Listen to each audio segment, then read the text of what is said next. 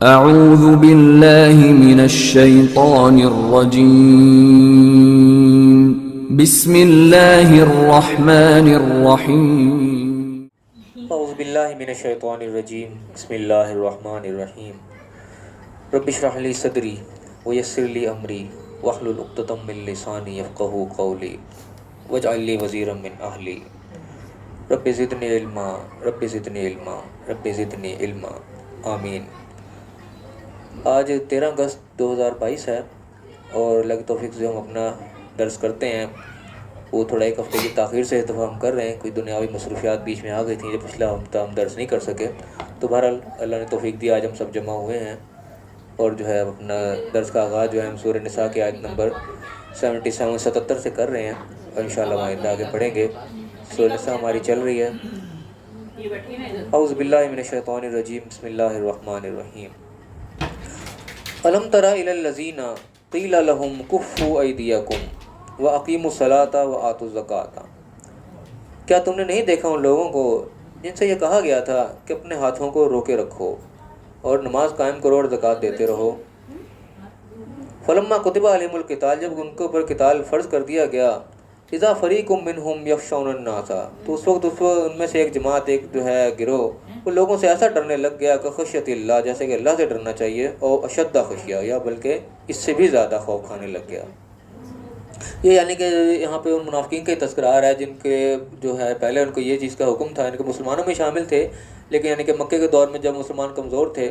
تو اس وقت اللہ کی طرف سے یعنی کہ لڑائی کی اجازت نہیں تھی، لوگ لڑنا چاہتے تھے لیکن اللہ کی طرف سے اجازت نہیں تھی کہ ابھی تم اس کنڈیشن میں نہیں ہو، یہاں پہ تم بھی لڑائی نہیں کر سکتے۔ تو یہ وہ لوگ تھے جب ان کو کہا جاتا تھا کہ ابھی نہیں لڑنا تو یہ بڑا لڑائی کی طرف دوڑ کے جاتے تھے۔ سورہ نساء کے اندر جو ہے یعنی کہ منافقین کا کافی زیادہ جو ہے تذکرہ آیا اب جگہ جگہ، چاہے اس کا سورہ کا نام جو سورہ نساء عورتوں کے اوپر ہی ہے، لیکن اس میں منافقین کا بھی بہت زیادہ جو ہے اس میں ڈسکس ہوئی ہے باتیں۔ سورہ نساء سے مراد یہ نہیں کہیں تو ایسے ذہن میں بات آتی ہے سورہ نساء جس کا مطلب سارے عورتوں کے مسائل اس میں ڈسکس ہو رہے ہوں گے، ایسا نہیں ہے، یعنی کہ اس میں عورتوں کے مسائل ڈسکس ہوئے ہیں، اس وجہ سے ایک نشانی اس کی لگا دی گئی، جیسے سورہ بقرہ ہے، سورہ بقرہ کا نام وہ گائے کے اوپر ہے، کیونکہ سورہ بقرہ میں تو ساری گائے نہیں ڈسکس ہوتی رہی، گائے تو بڑا تھوڑا سا بیان ہے، باقی تو اور سارے احکامات ہیں، تو ایک نشانی کے طور پہ یعنی کہ سورت کا نام آ جاتا ہے۔ تو یہ بھی سورہ نساء جو ہے نام عورتوں کے اوپر ہے، لیکن اس میں منافقین کا جو ہے بہت زیادہ تذکرہ آیا ہے۔ تو ان آیات میں بھی جو ہے منافقین کے یہاں پہ تذکرہ اصل میں ہو رہا ہے، جو اوپر سے مسلمان تھے لیکن اندر سے مسلمان نہیں تھے۔ تو وہ لوگ تھے جن وقت حکم یہ چیز تھا کہ ابھی تم نے لڑائی نہیں کرنی، کوئی کنڈیشن نہیں ہے اس چیز کی، تو اس وقت دوڑ کے لڑائی کی باتیں کرتے تھے کہ ہمیں اجازت دیں، ہم لڑیں گے، ہمارے ساتھ زیادتی ہو رہی ہے، یہ ہو رہا ہے، ہمارے بھائیوں کو یوں کیا جا رہا ہے، وہ کیا جا رہا ہے۔ جس چیز کا حکم تھا کہ اقیموا الصلاۃ وآتوا الزکاۃ کا حکم تھا، اس طرف توجہ نہیں دینی، جس چیز کا نہیں ہے اس طرف بھاگ کے جاتے تھے۔ تو ان لوگوں کا تذکرہ ہے کہ جب حکم یہ تھا کہ جب ابھی ہاتھوں کو روکے رکھو اور نماز قائم کرو اور زکوٰۃ دو، تو یہاں پہ خاص طور پہ ایک چیز بھی یعنی کہ علماء بتاتے ہیں کہ یہ اس دور کی بات ہے جب کہ ابھی اس طریقے سے نماز فرض نہیں ہوئی تھی، اس طریقے سے باقاعدہ 5 وقتہ نماز ہے اور یہ زکوٰۃ کا نظام ہے، یہ وہاں پہ ابھی اس طریقے سے اسٹیبلش نہیں ہوا تھا، لیکن اس وقت کی بات آ رہی ہے کہ اس وقت بھی اقیموا الصلاۃ ان کو کہا جا رہا ہے، تو اس وقت یہ صلاۃ بتائی جاتی ہے کہ اس وقت قیام اللیل وغیرہ اس قسم کی نماز پڑھا کرتے تھے، اس چیز کا یہاں پہ یعنی کہ حکم آیا ہے۔ اور آتوا زکوٰۃ بھی اس طریقے سے یعنی کہ باقاعدہ زکوٰۃ کا نظام نہیں تھا، اس سے مراد یعنی کہ بتایا گیا کہ تزکیہ نفس بھی ہو سکتا ہے اور چیزیں بھی ہو سکتی ہیں، لیکن بہر مجھے تھوڑی سی بات میں سمجھ میں آتی ہے، اس طرح سے بھی آتی ہے کہ اقیموا الصلاۃ جو ہے نا، اس طرح نماز قائم کرنا سے کہتے ہیں، تو اس دور کی جو یعنی کہ آپ صلی اللہ علیہ وسلم کے دور کے اور صحابہ کرام کے دور کی جو بیسیکلی نماز تھی، وہ بالکل ہماری نماز کی طرح اسی سادہ یعنی کہ اٹھک بیٹھک خالی اس طریقے سے کھوکھلی اس طرح ہم نمازیں پڑھتے ہیں، وہاں خالی کھل یہ چیز نہیں تھی، نماز تو تھی ہی تھی، لیکن یہ نماز کے ساتھ باقاعدہ جسے کہنا چاہیے نا ایک فوجی مشق بھی تھی، ایک فوجی پریڈ تھی ایک قسم کی، کیونکہ جو وہاں کے اس وقت نمازی ہوتے تھے صحابہ کرام تھے، وہ خالی کوئی مسجد کے نمازی نہیں تھے، وہ پورے ایک فوج بھی تھے، فوج کے سپاہی بھی وہی تھے، مسجد میں نماز بھی انہوں نے پڑھنی ہے تو معذب جنگیں بھی انہوں نے لڑنی ہوتی تھی۔ ان کا جو امام آگے کھڑا ہوتا تھا وہ خالی کوئی مسجد کا امام نہیں ہوتا تھا، وہ باقاعدہ جنگ کا سپہ سالار بھی وہی ہوتا تھا، امیر المومنین بھی ہوتا تھا، چیف آف آرمی اسٹاف بھی وہی ہوتا تھا۔ تو یہ اس وقت کا یعنی کہ حکم آ رہا ہے کہ باقاعدہ نماز اس طریقے سے فرض نہیں تھی، لیکن یہ نماز کو قائم کرنا جو ہے، صلاۃ قائم کرنا اس وقت تم کو ایک فوجی مشق کی طرح تھی کہ تم ابھی لڑو نہیں، لیکن اپنی مشقوں کو جاری رکھو، اپنی تیاری کرتے رہو، آتوا زکوٰۃ اپنا مال بھی خرچ کرو، یعنی کہ اپنے آپ کو مضبوط کرو، اپنے سب مال بھی اپنا خرچ کرو، اپنے آپ کو اسٹرانگ کرو، اور ساتھ اپنی مشقوں کو جاری رکھو، کبھی لڑنا نہیں ہے تم نے ان سے، کہ اپنی تیاری ساتھ کرتے رہنی ہے۔ تو یہ چیز کا یعنی کہ بھی اس کے اندر ایک نشانی ملتی ہے، خاص طور پہ ہم دیکھیں نا کہ اس وقت جو کنڈیشن تھی وہ فوج کی طرح یعنی کہ وہ لوگ تھے، اسی لیے اس وقت یعنی کہ جو احکامات نماز کے ملتے ہیں اس کے اندر اس چیز کی بڑی سختی دی گئی کہ امام کی اقتداء جو دی گئی ہے وہ بڑی سخت آیات ہمیں ملتی ہیں، اور نماز کو باجماعت شامل اور کرنے کو بڑی سخت قسم کی حدیث ہمیں ملتی ہیں، وہ اسی وجہ سے ملتی ہیں کہ اگر آج کی ہم اس فوجی پریڈ کو اس کے ساتھ ذرا ملا کر دیکھیں کہ وہ جس طریقے سے ہماری فوجی پریڈ اس وقت ہوتی ہے باقاعدہ اسی طریقے سے صف بندی ہوتی ہے، اس طریقے سے جماعت باقاعدہ ایک بنتی ہے، اسی طریقے سے پاسدار آگے کھڑا ہوتا ہے، کنڈیشن وہ بالکل اس طریقے سے نماز کی صف بندی ہوتی ہے، اسی طریقے سے جنگ کی صف بندی بھی ہوتی ہے اپنا ہماری فوجی پریڈ کی بھی۔ تو فوجی پریڈ کو ہم سامنے رکھا ہوتا ہے اور کوئی جس طریقے سے ہم دیکھتے ہیں جس آگے ایک سپہ سالار کھڑا ہوتا ہے، جو بالکل حرکت وہ ہو رہا تھا، پوری فوج بالکل سیم وہی حرکت کر رہی تھی، کسی کی حرکت میں ایک بال برابر بھی فرق نہیں ہوتا۔ اگر وہ فوج جو ہے اگلا سے بعد ایک دم گردن ادھر موڑتا ہے، ساری فوج گردن موڑ لیتی ہے، وہ گن اوپر کو نیچے کرتا ہے، سارے وہ یوں ایک جیسا کرتی ہے۔ تو یہ وہ چیز ہے جو کہ امام کی ابتدا اس فوجی مشق کے اندر بالکل لازم ہوتی ہے۔ کوئی فوجی بھی اگر کوئی ہٹ کے حرکت کرے گا تو وہ اس فوج کا حصہ شمار نہیں ہوگا، بالکل جو صبح طرح آگے کر رہا ہے سیم ٹو سیم وہی کرنا پڑے گا۔ اگر وہ کہے گا جی کہ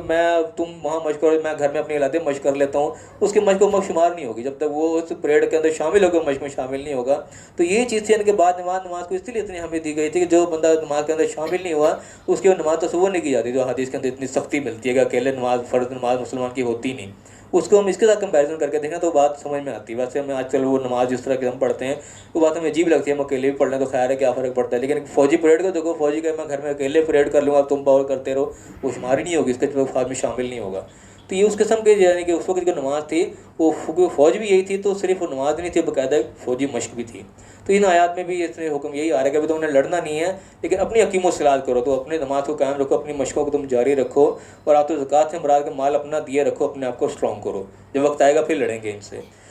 پھر میں فلم کتب علیہم القتال، جب وہ وقت آ گیا جب ان کے پاس زکوٰۃ اپنا یہ قتال فرض کر دیا گیا، جب اب حکم دیا کہ ہاں اب تم لڑو، اب تم اس قابل ہو گیا، تم لڑ سکتے ہو، تو پھر کیا وجہ لڑنے کا وقت آیا تو ان میں سے جماعت تھی ایک، ان کو لوگوں کا خوف پڑ گیا، وہ ہم تو مارے جائیں گے، لوگوں سے ایسا ڈرنے لگ گئے جیسے اللہ سے ڈرنا چاہیے۔ حکم تو اللہ کے، اللہ سے خوف ہونا چاہیے کہ اللہ کی نافرمانی کریں گے تو پکڑ اللہ کی طرف سے آ جائے گی، بجائے کہ اللہ کو خوف کھاتے انسانوں کو خوف میں پڑ گئے، وہ لوگوں کو ایسے ڈرنے لگے جیسے اللہ سے ڈرنا چاہیے، بلکہ اس سے بھی زیادہ، یعنی کہ اللہ کی نافرمانی تو کرنے منظور ہے کہ لوگوں سے خوف جو ہے وہ دل میں بیٹھ گیا، اور کہنے لگے کہ وقالوا کہا کہ ربنا لما کتبت علینا القتال، کیا ہمارا تو نے ہم پر قتال ابھی کیوں فرض کر دیا، ابھی کیوں جنگ مسلط کر دی، لولا اخرتنا الی اجل قریب، تو ہمیں تھوڑا سی مہلت کیوں نہیں دے دی کہ ہم تھوڑا سا اپنا اور اسٹرانگ ہو جاتے اور تھوڑا سا ہم کوئی دنیا کا مال مٹا جمع کر لیتے، یعنی کہ بہانے بازی شروع کر دی، جس کو کہ لڑائی روکی ہوئی تھی اس کو لڑائی کی طرف بھاگ کے جاتے تھے، جو کام کرنے کا حکم تو ادھر توجہ نہیں ہے، ہمیں لڑنے دو، لیکن جب لڑنے کا حکم آ گیا تو پلٹ گئے، کیونکہ اندر سے منافق تھے نا، وہ کام وہ کرنا نہیں چاہتے جو اللہ کا حکم، اس میں کوئی نہ کوئی مین میں خود نکالنا ان کا مقصد تھا۔ فرمایا کہ کل کہہ دو ان سے کہ متاع دنیا قلیل، دنیا کا مال متاع جو بہت تھوڑا ہے، تو میں نے کہ دنیا کی خاطر چاہتے کہ ہم جنگ میں نہ جائیں، ہم دنیا کے مال ہی ہمیں ملتا رہے، تو دنیا کا مال تو بہت تھوڑا ہے، والآخرۃ خیر لمن اتقی، اور آخرت جو ہے وہ اس کے لیے بہت بہتر ہے جس نے تقوی اختیار کیا، جو کہ تقوی کے ساتھ گیا۔ تو وہ تقوی بھی یعنی کہ کیا چیز، اس کو بھی تھوڑا سا ہم سمجھ لیں، تقوی کا معنی اصل میں ہوتا ہے بچنے کے، تو دنیا میں سے جو ہے نا بچا کے انسان گزر گیا نا، جگہ جگہ انسان کو جو ہے رکاوٹیں ملیں گی، جگہ جگہ شیطانی چیزیں ملیں گی، جو بچتا بچاتا ہے دنیا سے نکل گیا، وہ سمجھو کہ تقوی پہ تھا، ہر برائی سے بچا کے اپنے آپ کو نکل گیا، تو اس کے لیے تو آخرت بہت اچھی ہے۔ دنیا کا مال تو بہت تھوڑا تھا، جتنا بھی ہو کب ختم ہو جائے گا، آج ختم ہو جائے کل ختم ہو جائے کوئی پتہ نہیں، لیکن آخرت جو ہے وہ تو لانگ ٹرم ہے، اس کو تو کوئی انتہا نہیں ہے۔ پھر میں کہ ولا تظلمون فتیلا، تمہارے بس بال برابر بھی ذرا برابر ہو جاؤ، ظلم نہیں کیا جائے گا، تم دنیا سے بچا کے نکل گئے، دنیا میں تم تنگی ترشی سے بھی گزر گئے، تو آخرت میں کوئی ظلم نہیں، تمام اللہ تعالیٰ جو اگلے پچھلے کھاتے تمہارے پورے کر دے گا۔ اور پھر میں کہا اینما تکونوا یدرککم الموت، یہ اللہ نے کہ حقیقت کو سامنے واضح کیا کہ تم جہاں کہیں بھی ہو موت تو تمہیں پا ہی لے گی، تم موت کے ڈر سے کہہ رہے ہو کہ جو ہمارے پہ جنگ مسلط ہوگی، ہم مارے جائیں گے، یہ ہو جائے گا وہ ہو جائے گا، تو موت سے تم کہاں بچ کے جاؤ گے، جہاں بھی ہو تمہیں موت تمہیں پا لے گی۔ وَلَوْ كُنْتُمْ فِي بُرُوجٍ مُشَيَّدَةٍ، چاہے تم کے مضبوط قلعوں میں کیوں نہ بند ہو جاؤ، بڑے کو پیروں میں جا کے بیٹھ جاؤ کہ کوئی آ نہیں سکتا یہاں تک، کوئی ہمیں کچھ نہیں کر سکتا، لیکن جو اندر سے موت نکل آئے گی اس کو کون روکے گا، تمہارے اپنے جسم میں جو ہے جو کچھ بھی ہے تو وہ تو تم نہیں روک سکتے، وہ تو تم پا ہی لے گی۔ اور فرمایا کہ وَإِن تُصِبْهُمْ حَسَنَةٌ يَقُولُوا هَٰذِهِ مِنْ عِندِ اللَّهِ، تمہارے پاس جو کوئی نیکی پہنچتی ہے، کوئی بھلائی پہنچتی ہے، اس کو تو کہتے ہیں لو یہ تو اللہ کی طرف سے آئی بڑی رحمت ہو گئی، اللہ کی بڑی مہربانی ہو گئی، لیکن وَإِن تُصِبْهُمْ سَیِّئَةٌ، کوئی مشکل وقت آ جائے، کوئی پریشانی آ جائے، کوئی برائی پہنچ جائے، يَقُولُوا هَٰذِهِ مِنْ عِندِكَ، تو سارا الزام یعنی کہ آپ صلی اللہ علیہ وسلم پر ڈال دیتے کہ تیری وجہ سے ہوا یہ کام، تمہارا یہ فیصلہ ہے، تمہارے پیچھے ہم لگے تو یہ نقصان ہو گیا، لیکن وہ اچھائی ہوئی تو اس کا کریڈٹ نہیں دینا، وہ تو اللہ کی طرف سے مل گئی جیسے، لیکن کوئی تکلیف پہنچ گئی تو الزام سارا آپ صلی اللہ علیہ وسلم پر ڈال دینا۔ ان کا جواب دیا کہ کل کیا دو کل من عند اللہ، کہ ہر چیز اللہ کی طرف سے ہے، اچھائی بھی تو وہ بھی اللہ کی طرف سے آ رہی ہے، برائی بھی تو وہ بھی اللہ کی طرف سے آ رہی ہے، تم بلیم مت کرو ان کو۔ اور میں کہ فما لہؤلاء القوم، کیا ہو گیا اس قوم کو، لا یکادون یفقهون حدیثا، کہ اتنی سی بات بھی ان کے سمجھ میں نہیں آتی کہ اصل کام تو اللہ کے حکموں سے ہی ہوتے ہیں، یہ کہ آپ صلی اللہ علیہ وسلم پر کوئی الزام لگانے کی بات نہیں کہ آپ نے یہ فیصلہ کر دیا تو یوں ہو گیا۔ پھر اللہ نے اصل جو وجہ بتائی کہ کیا ما اصابک من حسنۃ فمن اللہ، کہ جو بھلائی پہنچتی ہے، کہ نیکی پہنچتی ہے، اچھائی پہنچتی ہے، وہ تو اللہ کی طرف سے ہے ہی، کیونکہ وما اصابک من سیئۃ، جو تمہیں تکلیف جو پہنچتی ہے، جو برائی پہنچتی ہے، فمن نفسک، وہ تمہارے اپنے نفس کی وجہ سے ہوتی ہے، کہ تم خود کوئی غلط حرکت کرتے ہو تو پھر وہ تمہارے طرف پہنچتی ہے۔ اللہ تعالیٰ اپنی طرف سے نہیں، کہ تمہیں تکلیف ڈال دیتا، آتی وہ اللہ کی طرف سے، یعنی کہ حکم اللہ کا ہی ہوتا ہے، لیکن ہماری اپنی کرتوت ہوتی ہے، اس کی ہماری وجہ ہوتی ہے، جس کی وجہ سے اللہ کا فیصلہ یہ ہوتا ہے کہ تمہیں تکلیف پہنچے گی۔ اللہ تعالیٰ اپنی طرف سے جو ہے وہ ایسی تکلیف نہیں ڈالتا جو کہ انسان کی برداشت سے باہر ہو۔ آزمائش آتی ہے کہ وہ الگ چیز ہے، لیکن تکلیف اس طرح کی نہیں اللہ ڈالتا جو کہ بلا وجہ ڈال دے، وہ ہمارے اپنے کی غلطی ایسی ہوئی بھی ہوتی ہے جو ہمارے آگے آ جاتی ہے۔ اور فرمایا کہ وارسلناک للناس رسولا، اور ہم نے تجھے تمام لوگوں کے لیے پیغمبر بنا کے بھیجا، تمہارا کام پیغام پہنچا دینا، باقی تو الزامات جو لگا رہے ہیں یہ بے بنیاد ہیں۔ اور فرمایا کہ وکفیٰ باللہ شہیدہ، اللہ تعالیٰ سے تمام چیزوں پر گواہ کافی ہے، کہ کون کیا کر رہا ہے، کیوں کر رہا ہے، کس کی وجہ سے کیا ہو رہا ہے، وہ اللہ سب دیکھ رہا ہے۔ اور فرمایا کہ من یطع الرسول فقد اطاع اللہ، جس نے پیغمبر کی اطاعت کی تو حقیقت اس نے اللہ کی اطاعت کی، تو پیغمبر جو حکم دے رہا ہے وہ اللہ کے حکم سے دے رہا ہے، اپنی مرضی سے نہیں کوئی دے رہا، اللہ کے رسول کے احکامات آ رہا ہے وہ آگے بھیج رہا ہے، تو جو پیغمبر کی بات مان رہا ہے تو انڈائریکٹلی وہ اللہ ہی کی بات مان رہا ہے، اللہ کی اطاعت کر رہا ہے۔ اور فرمایا کہ من تولیٰ، پھر جو کوئی منہ پھیر لے گا، فما ارسلناک علیہم حفیظا، تو ہم نے ان پر کوئی نگہبان نہیں تمہیں بنا کر بھیجا، منہ موڑتا ہے تو موڑ لے، تمہارا ٹھیکہ نہیں کہ تم نے کوئی جنت میں لے کے جانا یا کچھ کرنا، تمہارا کام پیغام پہنچا دینا ہے، تو جو اطاعت کرے گا تو حقیقت اللہ کی اطاعت کر رہا ہے، لیکن جو منہ موڑے گا تو تمہارا کوئی ذمہ نہیں ہے۔ اور فرمایا کہ وَيَقُولُونَ طَاعَةٌ، اور کہتے تو ہیں یہ فرما برداری، یعنی کہ بات فرما برداری ہی کہتے ہیں کہ ہاں جی ایسے ہی ہونا چاہیے، بات یوں ہی ہونی چاہیے، فرما برداری ہونی چاہیے، یوں عمل ہونا چاہیے، سامنے آ کے یعنی کہ باتیں کرتے ہیں، لیکن فَإِذَا بَرَزُوا مِنْ عِنْدِكَ، جب تو آپ کے پاس سے چھوٹ کے چلے جاتے ہیں، بَيَّتَ طَائِفَةٌ مِّنْهُمْ غَيْرَ الَّذِي تَقُولُ، پھر ان کی جماعت جو ہے راتوں کو اپنے وہ جو ہے نجی محفلوں میں وہ چیز باتیں کرتی ہے جو کہ آپ نے نہیں کہی ہوتی ہیں، آپ کے جو کہ بات آپ کے سامنے کر کے گئے ہوتے ہیں، اس سے ہٹ کے پھر یہ اپنی پلاننگیں کر رہے ہوتے ہیں اکیلے میں۔ منافق جو ہے سامنے کر دیے ہاں جی ایسا ہونا چاہیے ویسا ہونا چاہیے، لیکن جب اکیلے میں گئے تو اس کے خلاف الٹی باتیں جو کر کے آئے اس سے اپوزٹ کریں گے۔ واللہ یکتب ما یبیتون، اللہ تعالیٰ ہر چیز لکھ رہا ہے جو کچھ یہ کرتے جا رہے ہیں، کہیں کہ اعمال نامہ کا تیار ہو رہا ہے جو کچھ بھی کر رہے ہیں، تو یہ اللہ تعالیٰ ان کی خفیہ باتیں بتا رہا ہے جو کہ ظاہر نظر نہیں آتی، وہ اکیلے میں جا کے باتیں کرتے تھے، لیکن اللہ تعالیٰ یہاں پہ ان کو بتایا کہ تمہارے درمیان ایسے لوگ ہیں جو یہ حرکتیں کرتے ہیں۔ تو یہ اس وقت کے آنے کے واقعے کو اللہ نے یہاں رپورٹ کر کے ساری عمر کے لیے مسلمانوں کو الرٹ کر دیا اس قسم کے، کہ یعنی کہ اس قسم کے لوگ موجود ہوں گے تمہارے خلاف جو اکیلے میں کر رہے ہوں گے، ہمارا کام ان کو پہچانے کون لوگ ہیں جو ہمارے مخلص ہیں اور کون ہمارے اندر منافق چھپے ہوئے ہیں۔ یہ ہر دور میں ہوتے ہیں، ہر جگہ ہوتے ہیں۔ پھر میں کہا فَأَعْرِضْ عَنْهُمْ، منہ پھیر لو ان سے، پھر وَتَوَكَّلْ عَلَى اللہ پر توکل کرو۔ عارض عَنْهُمْ یعنی کہ منہ موڑنے سے کیا یہ مراد تو نہیں کہ ہمارے ان کو تبلیغ کرنا چھوڑ دو، پیغام پہنچانا چھوڑ دو، مطلب کیا ہے کہ ان کو اپنے جسے کہنا چاہیے کہ مجلس شورا سے نکال دو، یہ اس لائق نہیں ہے، ان سے منہ موڑ لو۔ مشاورت میں بندے وہ ہونے چاہیے جو کہ اپنے مخلص بندے ہیں، اس قسم کے جو ہیں منافق بندے وہ مشاورت کا حصہ نہیں ہونے چاہیے، ان کے ساتھ کوئی اپنے یعنی کہ سیکرٹ راز کی باتیں ان کے ساتھ شیئر نہیں پھر کرنی چاہیے، ان سے منہ موڑ لو، پھر یہ اس قابل نہیں ہے۔ وہ اللہ پہ بھروسہ کرو، وکفیٰ باللہ وکیلا، اللہ تعالیٰ جو کارساز کافی ہے، تمہیں ان کی مدد لینے کی ضرورت نہیں ہے، تم اللہ پر توکل کرو، ان کو تم فارغ کراؤ۔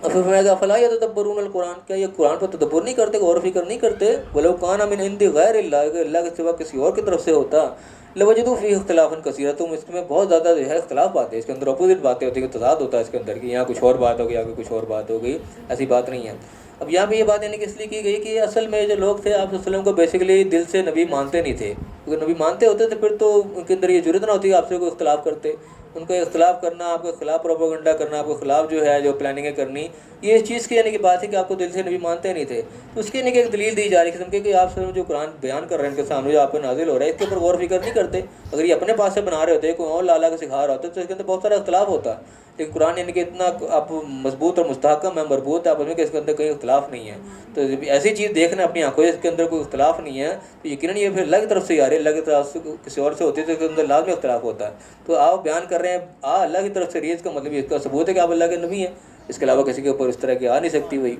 تو اللہ نے کہا کہ یہ کیوں نہیں غور کرتے اس کے اوپر، اللہ کے سوا کسی اور کی طرف سے ہوتا تو اس کے اندر بہت سارا اختلاف ہوتا ہے۔ اب یہ جملہ جو ہے کہ ساری عمر کے لیے، پوری انسانیت کے لیے کہ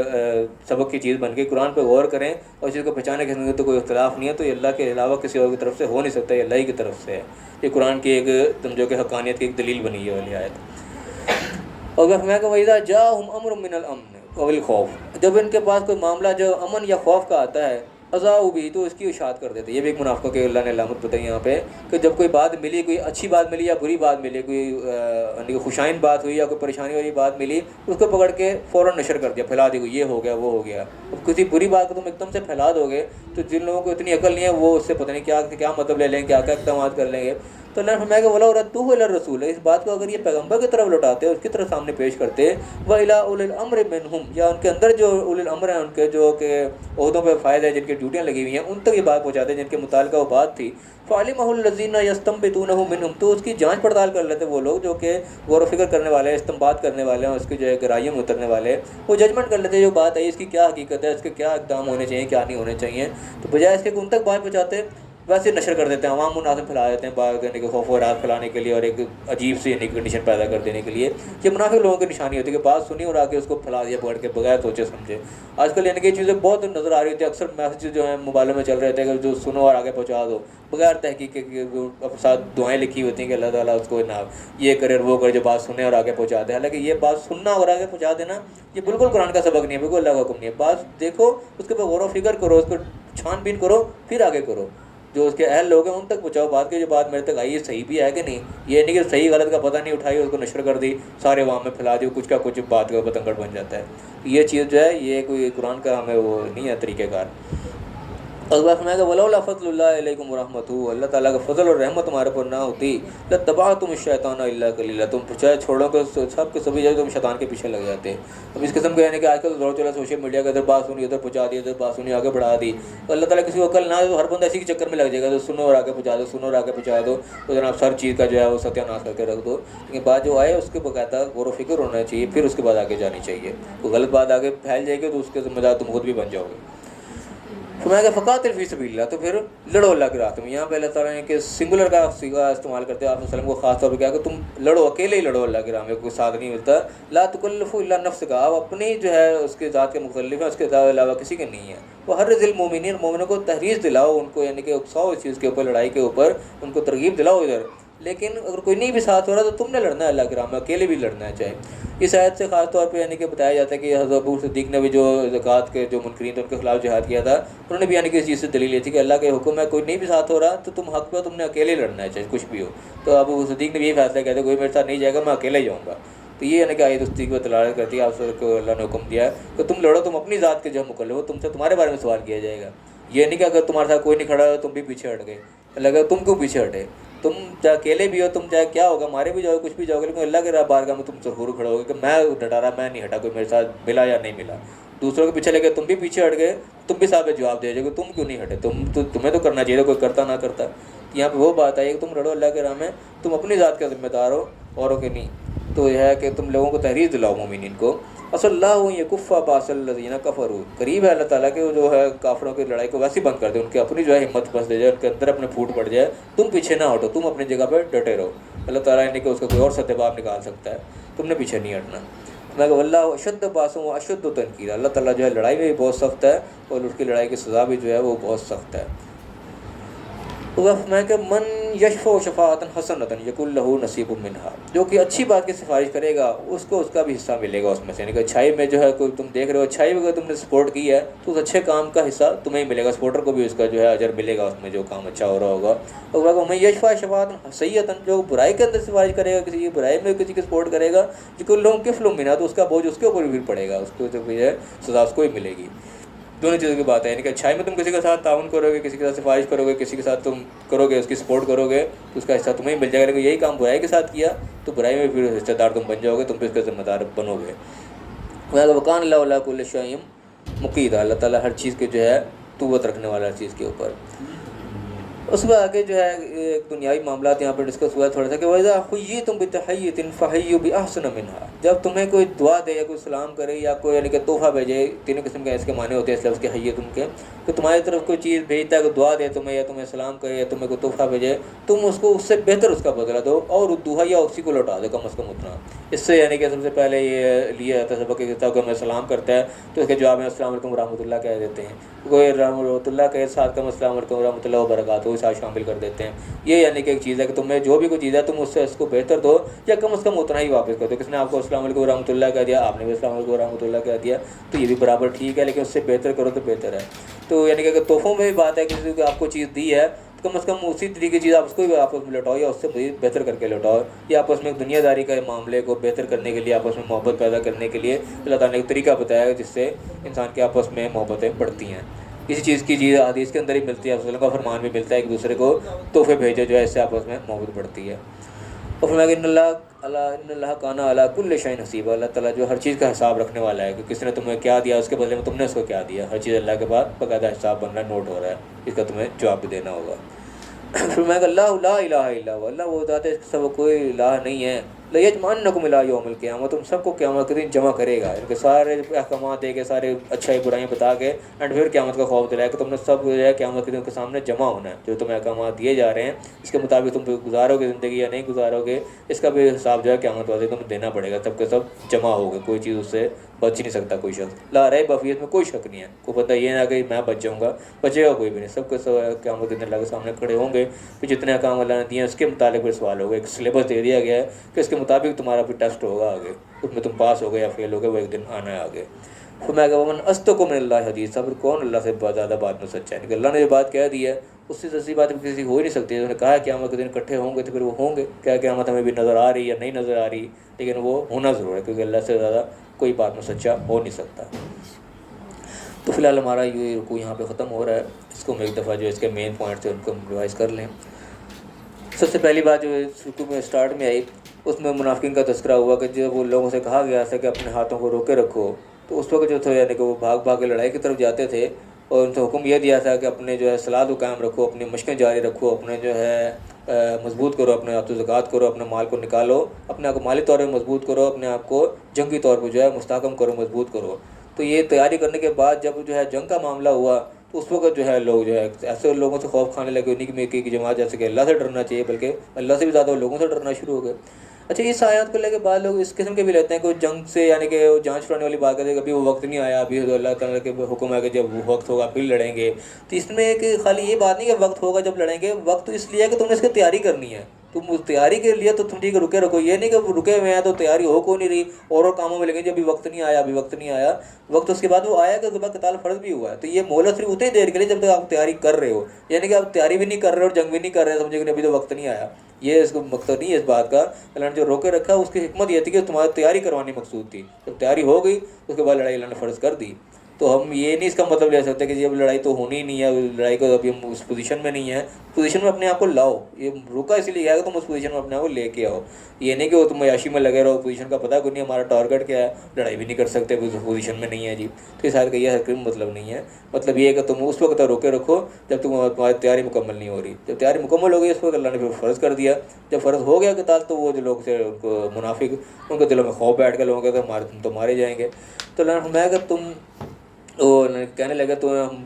کیوں قتال فرض کر دیا، تھوڑی سی اور مہلت کیوں نہیں دے دی؟ تو اللہ نے کہا بھائی دنیا جو ہے وہ تم جتنا بھی کر لو وہ دنیا بہت تھوڑا فائدہ ہے آخرت کے مقابلے میں، آخرت ان لوگوں کے لیے بہتر ہے جو کہ تقوی کے ساتھ زندگی گزار کے بچتے بچاتے دنیا سے چلے گئے، تو اصل زندگی آخرت کی ہے، دنیا میں تم کتنا بھی جی لو گے اپنے آپ کو جنگ سے بچا کے کتنی زندگی بڑھا لو گے، آخر یہ تھوڑا ہی ہے، آخرت کے مقابلے میں تھوڑا ہی ہے، کوئی اس کا مقابلہ نہیں ہے، اور پھر میں تمہارے ساتھ آخرت میں کوئی ظلم نہیں ہوگا۔ پھر اللہ نے بتایا جو موت سے جو ڈر رہے ہو، تم کہیں بھی جا کے بیٹھ جاؤ، کسی بھی قلعے میں بند ہو جاؤ، موت تو تمہیں آ ہی جائے گی آخرکار، موت سے تم نہیں بھاگ سکتے۔ تو وہ فرمایا کہ جب کوئی تمہیں نیکی پہنچتی ہے، اچھائی پہنچ جاتی ہے، اللہ کی طرف سے فائدہ مل جاتا ہے، تو اس کو تو اللہ کی طرف منسوخ کرنے تو اللہ کی طرف سے آ گیا جی، اور لیکن کوئی بلائی پہنچ جائے، کوئی جو ہے تکلیف پہنچ جائے، اس کا الزام جو ہے آپ پر لگا دیتے کہ یہ تمہارے غلط فیصلے کی وجہ سے ہم تو تمہارے تابع تھے، تمہارے پیچھے تھے۔ پھر ان کو جواب دے دو کہ تمام چیزیں یہ اللہ کی طرف سے ہی ہیں، تم یہ ایک جنرل بات یہ ہے کہ تمام فیصلے اللہ کی طرف سے ہوتے ہیں، ہمارے اپنے کرتوت کی وجہ سے ہوں یا اللہ کے رحمت سے ہوتے وہ اللہ کی طرف سے ہیں، تو اس کا پیغام جو ہے اپنا اس کا الزام جو ہے آپ نبی پر ڈالنے کی ضرورت نہیں ہے۔ تو انہوں نے فرمایا کہ کیا ہو گیا ان لوگوں کو اتنی بات میں سمجھ نہیں آتی کہ فیصلے تو اللہ کی طرف سے ہو رہے ہیں۔ پھر اللہ نے اصل چیز وجہ بتائی کہ جو اصل نیکی ہے وہ تو آتی ہے اللہ کی طرف سے، اللہ اپنی رحمت سے تمہیں جو ہے نوازتا ہے، لیکن جو تکلیف ہوتی ہے وہ اصل میں تمہارے اپنے کرتوت کی وجہ سے ہوتی ہے، تمہارے اپنے جان کی وجہ سے ہوتی ہے، تم نے کوئی غلطی ایسی کی ہوتی ہے جس کی وجہ سے اللہ کا فیصلہ ہو جاتا ہے کہ تمہاری طرف تکلیف پہنچتی ہے۔ اور فرمایا کہ ہم نے تمہیں جو ہے اصل میں لوگوں کے لیے پیغمبر بنا کے بھیجا ہے، اصل تمہارا جو ہے ڈیوٹی وہ پیغام پہنچا دینا ہے، اور اللہ تعالیٰ جو گواہ کافی ہے کہ کون کیا کر رہا ہے۔ پھر فرمایا کہ جس نے رسول کی اطاعت کی اس سے حقیقت اللہ کی اطاعت کی، تو اس میں پیغمبر کی اطاعت کی یہاں پہ اہمیت آئی کہ پیغمبر کی جو اطاعت ہے اصل میں وہ اللہ کی اطاعت ہے، کیونکہ پیغمبر اللہ کے حکم دے رہا ہے تو اپنے پاس کوئی حکم نہیں وہ دیتا۔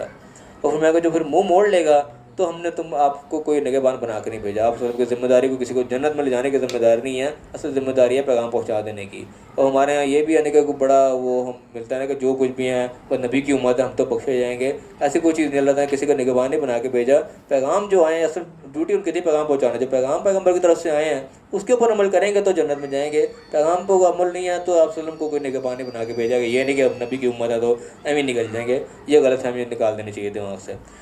اور فرمایا کہ منافقوں کی ایک اور بات بتائی کہ سامنے بیٹھ کر تو یہ بڑے فرما برداری کی باتیں کرتے ہیں, ہاں جی ایسے ہونا چاہیے ویسے ہونا چاہیے, جب نکلتے ہیں تو پھر الٹ ہو جاتے ہیں. اس کی مثال یعنی کہ آج کل کے اس قسم کے علماء بھی ملتے ہیں جو کہ اکثر مسجدوں میں اس قسم کی چیزیں ملتی ہیں کہ علماء جو ہیں وہاں کے امام کو جو ہے وہاں خطیب جو ہوتے ہیں ان کو مار مار کے مسجد سے نکالا گیا. ایسے بھی واقعات ہوتے ہیں. ایسے لوگ یعنی کہ بظاہر دیکھنے میں تو بڑے اچھے بنے پھر ہوتے ہیں, عالم بھی بنے ہوئے ہیں, خطبے بھی دے رہے ہیں, جناب جمعے کے خطبات بھی دے رہے ہیں, لیکن اندر سے ویسے خراب ہوتے ہیں کہ جناب لوگوں نے ان کو مار مار کے بھی نکالا. ایسے یعنی کہ لاہور میں بھی ایسے واقعات دیکھے کہ اپنے شہر میں. تو یہ وہ قسم کے لوگ ہوتے ہیں جو سامنے بڑی اچھی باتیں کر رہے ہیں, جو پیچھے نکل رہے ہیں تو وہ الٹ ہے. تو یہاں پہ اس قسم کے لوگوں کا تذکرہ آیا. سامنے بات کرتے ہیں فرما برداری کی, جب نکل کے جاتے ہیں تو اس کے الٹ جو ہے پروپیگنڈا کر رہے ہوتے ہیں اور اپنے پلاننگ کر رہے ہوتے ہیں. تو اللہ نے فرمایا کہ ہم ساری پلاننگ ان کی نوٹ کرتے جا رہے ہیں جو کچھ بھی کر رہے ہیں. تو فرمایا ان سے منہ موڑ لو, ان کو چھوڑ دو, یہ تمہارے لائق نہیں ہے. ان کو یعنی کہ تم توکل اللہ پہ کرو, ان کو تم نے اپنے مجلس میں شامل نہیں کرنا. پیغام پہنچانے ہیں, ان کو تبلیغ کرنی ہے, لیکن یہ تمہارے پارٹی کے بیسکلی بندے نہیں ہیں, ان سے منہ موڑ لو. اور فرمایا کہ اللہ تعالیٰ جو کار ساتھ کافی ہے. پھر اللہ نے قرآن کی کہانی کی طرف توجہ دلائی کہ کیا ہے قرآن پر تدبر نہیں کرتے, غور نہیں کرتے, کوئی دیکھتے پھالتے نہیں ہیں کہ اللہ کے علاوہ کسی اور کی طرف سے آیا ہوتا تو اس کے اندر بہت اختلاف آتے, تم اس کے اندر یہ اتنا ربط نہ ہوتا. تو یعنی کہ نبی کو جو نبی نہیں مانتے تھے ان کو منوانے کے لیے بھی ایک چیز کو ثبوت دی گئی کہ نبی جو بات بیان کر رہے ہیں یہ اللہ کے سوا کسی اور کی ہو نہیں سکتی. تو اللہ کی بات یہ بیان کریں تو اس کا مطلب اللہ کی طرف سے وہی آتی ہے ان کے, تو یہ اللہ کے نبی ہیں, کیوں نہیں مانتے تم اس چیز کو. تو پھر فرمایا کہ جب ان کے ایک اور کرتوت بتائے گی, جب ان کے پاس کوئی خبر پہنچتی ہے, باہر سے کوئی معاملہ ان تک پہنچتا ہے تو ایک دم اس کی اشاعت کر دیتے ہیں, اس کو پھیلا دیتے ہیں عوام الناس میں. حالانکہ کیا کرنا چاہیے تھا, یہ بات آئی تھی تو اس کو پیغمبر تک پہنچاتے ہیں, یا اولی الامر جو ان کے جو ہے ذمہ دار لوگ تھے ان تک بات پہنچاتے ہیں, تاکہ وہ اس کو دیکھتے, اس کو پالتے اور کی جو ہے اصل جڑ تک پہنچتے. پھر دیکھتے بات آئی تو کیوں آئی ہے, اس کا کیا نتیجہ نکلنا اور کیا اس پہ اقدامات ہونے, ان کا کام تو ان کے حوالے کرتے. تو یہ بھی یعنی کہ منافقین کی علامت ہے کہ بات سنی اور آگے اس کو پھیلا دیا ایک دم سے جنگل کی آگ کی طرح. ایسا کام نہیں ہونا چاہیے. پھر اللہ نے فرمایا کہ اللہ کا فضل تم پر نہ ہوتا تو سوائے چند لوگوں کے سب تم شیطان کے پیچھے لگ جاتے, سب اسی کام میں لگ جاتے, سنو اور آگے پہنچا دو, سنو اور آگے پھیلا دو. تو یعنی کہ شیطانی کام اللہ نے اس چیز کو کیا کہ سننا اور آگے ایک دم سے پھیلا دینا, ایسا کام ہمیں نہیں کرنا چاہیے. پھر فرمایا اللہ نے حکم دیا کہ سنگل کے یعنی کہ خطاب کیا کہ تم لڑو اللہ کے راہ میں, اکیلے ہی لڑو, تم صرف اپنی جان کے جو ہے مکلف ہو, کسی اور کے تم ٹھیکیدار نہیں ہو, کوئی تمہارے ساتھ نہیں بھی کھڑا ہو رہا, تم نے اکیلے کھڑے ہونا ہے. لوگوں کو مومنین کو تحریر دلانی ہے, اس طرف توجہ دلانی ہے, ان کو ترغیب دلانی ہے. ہو سکتا ہے ان کے قریب یہ ہے کہ اللہ تعالیٰ جو ہے ان کی کافروں کی لڑائی کو خود ہی روک دے, ان کے اندر اپنی پھوٹ پڑ جائے. وہ اللہ تعالیٰ جو سب سے زیادہ لڑائی میں سخت ہے اور سب سے زیادہ پکڑ میں بھی سخت ہے. اور پھر فرمایا کہ جو کوئی اچھائی کی سفارش کرے گا تو اس کو اس میں حصہ ملے گا, لیکن جو برائی کی سفارش کرے گا, جو برائی میں تعاون کرے گا تو اس کا بوجھ, اس کی ذمہ داری اس پر بھی پڑے گی. تو یہ چیز بڑی دھیان کرنی چاہیے. ہم کسی کی سفارش کر رہے ہیں, کسی کو سپورٹ کر رہے ہیں تو دیکھیں ہم اچھائی کی طرف جا رہے ہیں, برائی کی طرف جا رہے ہیں. جو بھی ہوگا تو ہمارے اوپر اس کا جو ہے اثر پڑے گا ہمارے اعمال نامے پہ. اور اللہ تعالیٰ جو ہر چیز کا جو ہے طاقت میں رکھنے والا ہے. پھر تو یہ دنیاوی معاملات آیا کہ جب بھی تمہیں کوئی دعا ملے, کوئی تمہیں سلامتی ملے, کوئی تحفہ ملے تو کم سے کم تم اس کو برابر لوٹاؤ یا مزید اس سے بہتر لوٹانے کی کرو. بہتر نہیں لوٹا سکتے کم از کم اس کو برابر ضرور کرو, تاکہ دنیاوی معاملات تمہارے آپس میں اچھے طریقے سے رہیں. اور اللہ تعالیٰ جو ہے خوب حساب رکھنے والا ہے, کون کسی کو کیا دے لے رہا ہے, اللہ کے یہاں خوب حساب موجود ہے. اور فرمایا کہ اللہ ہی وہ ذات ہے, اس کے سوا کوئی الہ نہیں ہے, کوئی ایسی ہستی نہیں ہے جس کو معبود مانا جائے, اس کی عبادت جو ہے, اس کی غلامی کی جائے, اس کے حکموں کو مانا جائے. صرف اللہ ہی وہ ذات ہے, اور وہی ذات ہے تمہیں قیامت کے دن جمع کرے گی. سب نے اس کے سامنے کھڑے ہونا ہے, جمع ہونا ہے, اپنا حساب دینا ہے. اور اس میں کوئی شک نہیں ہے, ایسا ایک دن آ کے رہے گا, چاہے ہم 1000 سال کی بھی زندگی گزار لیں, لیکن آخر وہ دن آئے گا کہ ہمیں اس کے سامنے کھڑا ہونا پڑے گا. اور پھر اللہ سے زیادہ اس بات میں سچا کون ہے, بات کرنے والا اللہ کی ذات ہے, شک شبے کی تو پھر بات ہی نہیں ہے. اللہ کے سوا کوئی اس نے زیادہ سچی بات ہو نہیں سکتی. فی الحال یہاں ہمارا جو رکوع ختم ہوتا ہے. اللہ سے دعا جو حقیقت بات اس میں ملی ہمیں صحیح سمجھنے کی, صحیح عمل کرنے کی توفیق عطا فرمائے, اور صحیح بات کو آگے دوسروں تک پہنچانے کی بھی توفیق عطا فرمائے, اور دنیا آخرت دونوں جگہ کامیاب فرمائے. اب کسی نے اس میں سوال کرنا ہے تو وہ کر سکتا ہے. وآخر دعوانا الحمدللہ.